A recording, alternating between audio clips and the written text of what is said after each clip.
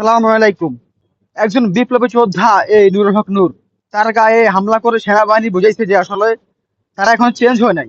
হয়তো সময় চেঞ্জ হয়েছে, ক্ষমতা পরিবর্তন হয়েছে, কিন্তু সেনাবাহিনীর মধ্যে, পুলিশের মধ্যে যারা আছে আওয়ামী লীগের দোসর, তারা এখনো ঘাপটি মেরে বসে আছে।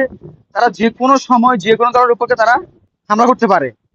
প্রথমে এটা ভারতের প্রেসক্রিপশনে তারা, যে ছোট দল, গণ অধিকার পরিষদের যে নেতা বিপিনুর বা তার যে ছোট দল, সে দলের উপর হামলা করে সেনাবাহিনী একটা টেস্ট করছে, টেস্ট ম্যাচ। এবং সেকেন্ডলি হচ্ছে তারা করবে বিএনপি জামাতের উপরে। কারণ ছোট দল দিয়ে তারা বুঝাইছে যে তারা আসলে তারা এখন মরে নাই।